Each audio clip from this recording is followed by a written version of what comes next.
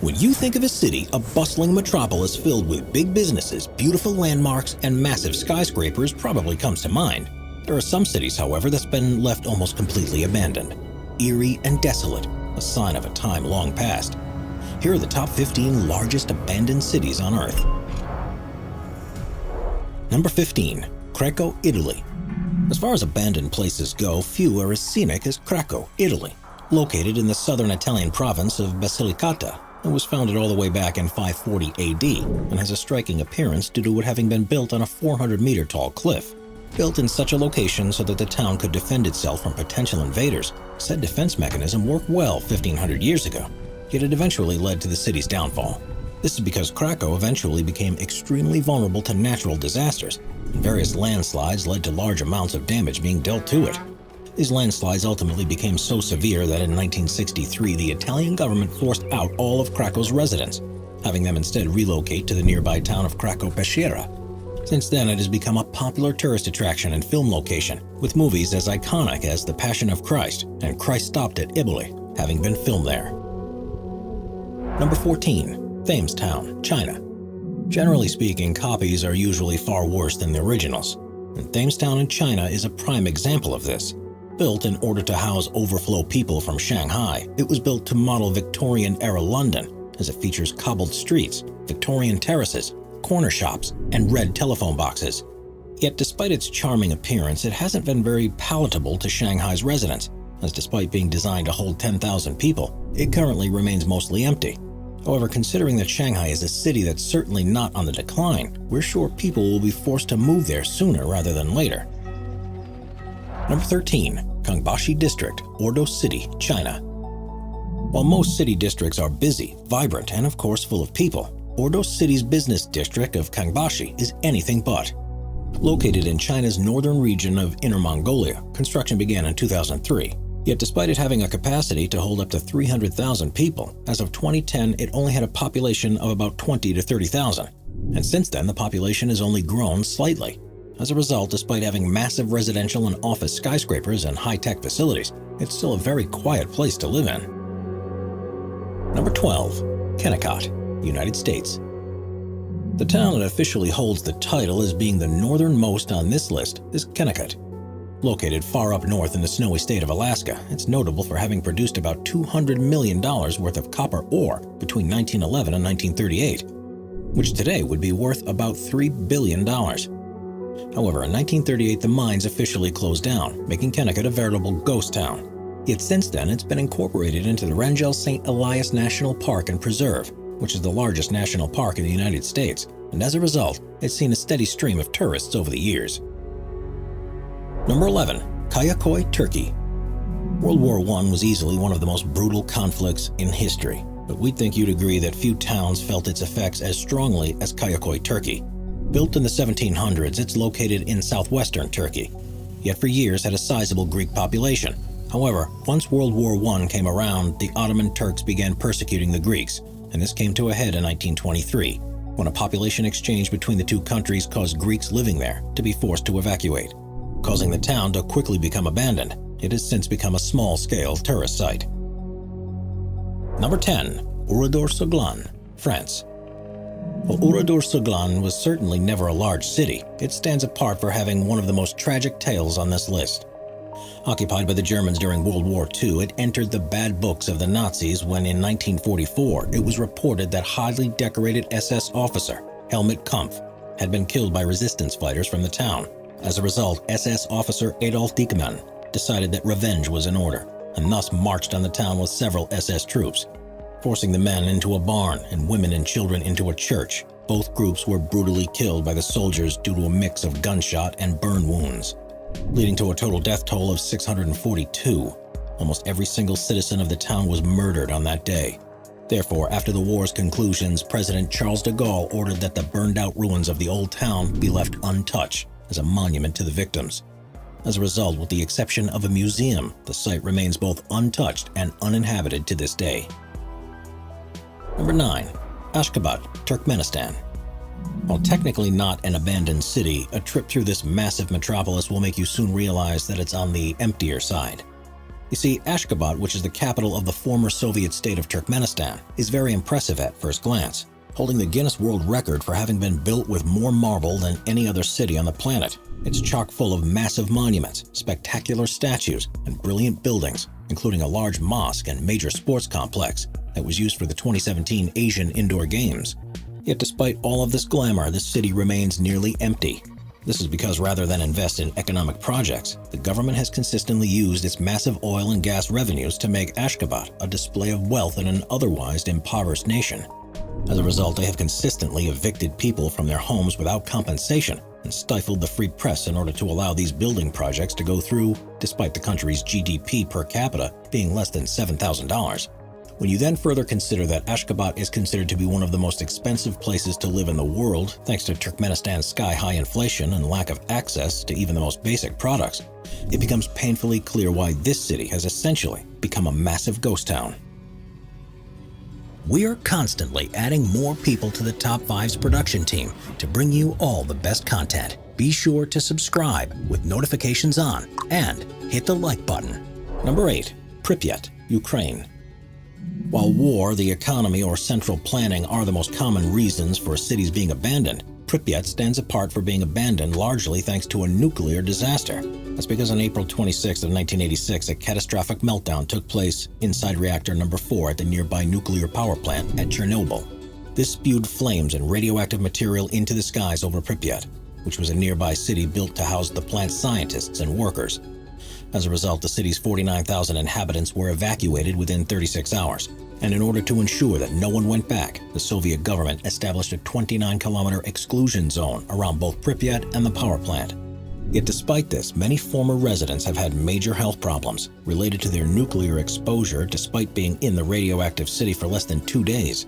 And most incredibly of all, there are still some that refuse to leave Pripyat, even after the nuclear meltdown, with this population constituting about 400 people to this day. However, despite this massive mess rendering Pripyat inhospitable for at least the next few centuries, authorities have deemed it safe enough for tourists to venture inside of it for short-term visits. As a result, practically anyone can purchase a guided tour into the abandoned city today, so long as they're willing to shell out about $100 to $500 per person. Therefore, if you're planning on visiting Eastern Europe anytime soon, we highly suggest putting this spectacular city onto your bucket list. Number 7. Kolmanskap, Namibia. Mining towns tend to have a pretty finite lifespan, and Kolmanskap is certainly no exception. Located in the southwest corner of the southwestern African country of Namibia, it was founded in 1908 after a nearby railway worker found a large diamond in the area, leading to a massive diamond mining boom.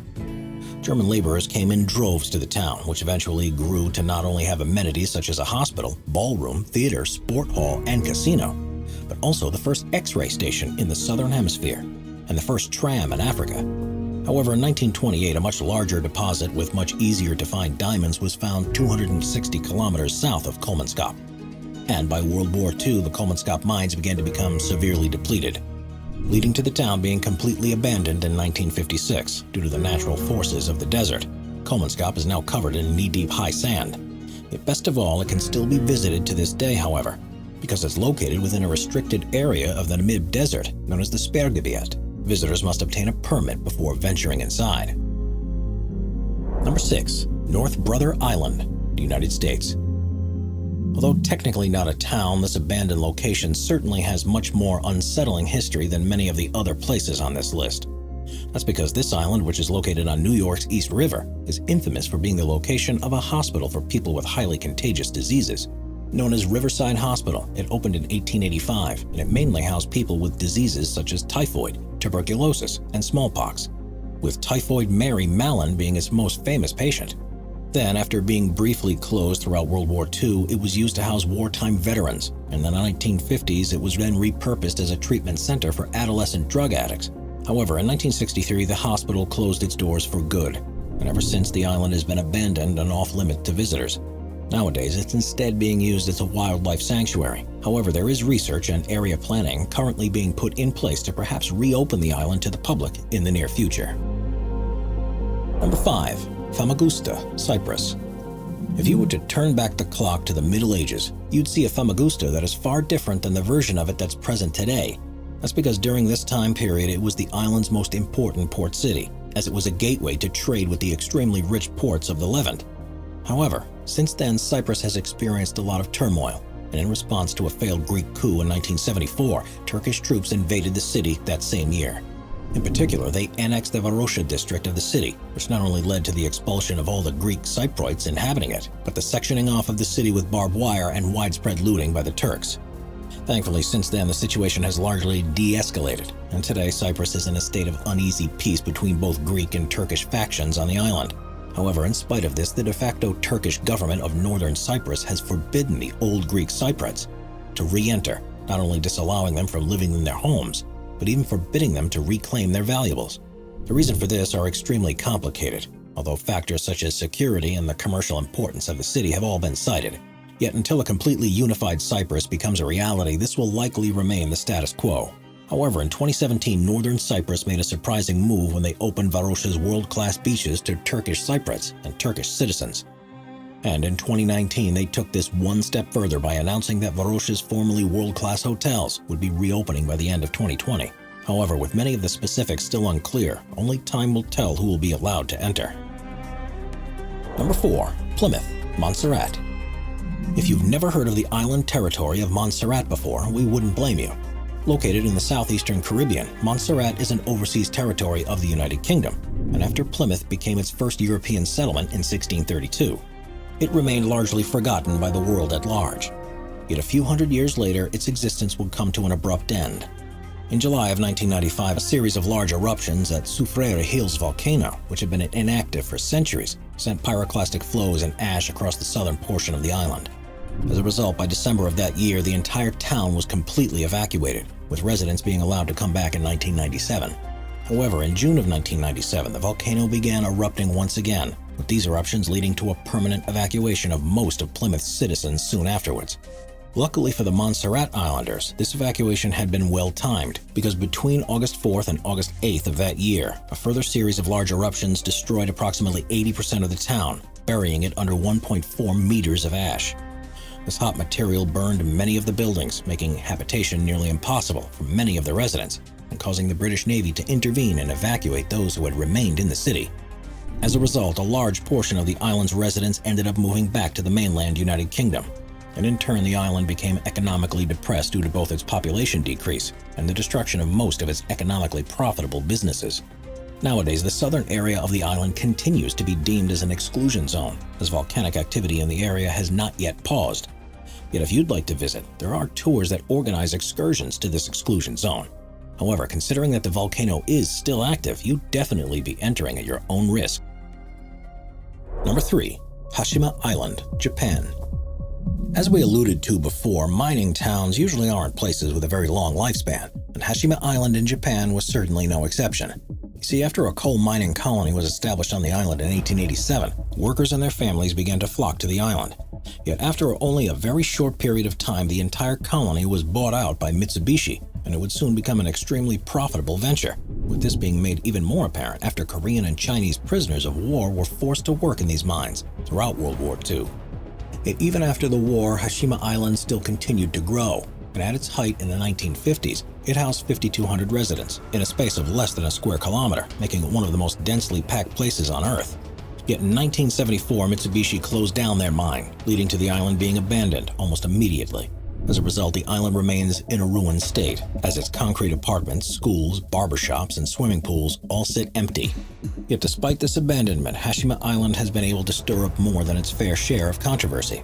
The first such controversy came in 2009, when Japan nominated the island to be a UNESCO World Heritage Site, due to it being an important factor in spurring the Meiji Industrial Revolution in Japan.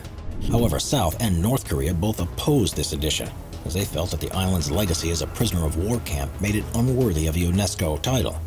Yet, to both their benefit, South Korea and Japan did eventually reach a compromise where Japan agreed to acknowledge the island's dark past to tourists, leading to South Korea withdrawing its opposition. As a result, in 2015, it was officially named as a UNESCO World Heritage Site. Best of all, if you'd like to visit Hashima Island, you can certainly do so. That's because the Japanese government opened the island to visitors in 2009, and as a result, it can now be seen for a price that's equivalent to about $35 to $50 US. Therefore, if you'd like to visit one of the most unique islands in the Japanese archipelago, then Hashima Island is your dream destination. Number 2. Bodie, California. If you're the type that enjoys an old spaghetti western, then chances are that you've heard of Bodie, California.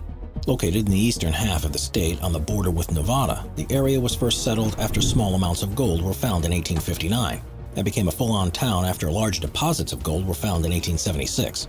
This convinced an influx of prospectors to make the trek over to the town in order to try their luck, and by 1879 Bodie had a population of about 7,000 to 10,000 people and a total of 2,000 buildings. However, this influx also began to give it a reputation for being a quote-unquote sea of sin, and the town became infamous for its various shootouts, gambling rings, and brothels. Yet the gold deposits and Wild West shenanigans couldn't last forever. In fact, by 1910, the town only had a few hundred people, and in 1942, the last mine was closed, with everyone moving out by war's end in 1945. As a result, it sat for a couple of decades as a completely abandoned ghost town. However, in 1961, it was designated as a National Historical Landmark, and in 1962, the California State Legislature authorized the creation of Bodie State Historic Park. This led to the 170 remaining buildings being maintained in a state of arrested decay, meaning that while not having been restored but having instead been protected from decomposing further. And although this means that no one can live in Bodie any longer, in a sense it's now far more popular than it was during its boom years. That's because to this day it receives about 200,000 visitors annually and is easily one of the most popular ghost towns in the world. Number 1. Fordlandia, Brazil. While the Ford Motors Company may have made massive strides in improving the lives of workers across America, in Brazil the company was less than successful. You see, Henry Ford first began to look to Brazil when he wanted to source his own rubber for his tires, as he was growing tired of having to pay for it from the British firms that had a monopoly over the resource. This caused him to invest about $20 million, or about $290 million today, into creating the equivalent of an American working-class town on the Tapajos River, which runs right through the famed Amazon jungle. Founded in 1928 and called Fordlandia, he created amenities such as an American-style bungalows, swimming pools, hotels, and even a golf course in the hope that his Brazilian workers would grow accustomed to this type of community. However, to Ford's misfortune, the project became a disaster almost immediately. The first major issue was that there were no roads connecting Fordlandia to the rest of Brazil. Therefore, the only way to enter the town was by the Tapajos River, which proved to be a logistical nightmare. Then the American planters, who had little knowledge of tropical rubber cultivation, made the mistake of growing all the rubber trees close together rather than space them apart, which caused them to quickly succumb to tree funguses, disease, and various crop-eating critters. Yet worst of all, the Americans managed to infuriate their Brazilian workers by imposing strict sets of rules that include bans on alcohol, tobacco, and of all things, soccer. Causing the workers to revolt and the crop harvest to fail, Ford decided to move 40 kilometers downriver to a more fertile site. And while this site did end up producing some rubber, it was around this time that synthetic rubber became easy to mass produce. Making natural rubber to become obsolete, this caused Henry Ford's grandson, Henry Ford II, to sell all of his Brazilian land back to the Brazilian government for pennies on the dollar in 1945, losing millions in the process. As a result, the town now sits abandoned far in the depths of the Amazon and still receives curious visitors from time to time. That's all we have for you today, everyone, and thank you all for watching. Let us know in the comments down below which abandoned city you might want to visit one day. And if you enjoyed this video, don't forget to like, subscribe, and smash that notification button so you never miss out on any of our latest content. Until next time.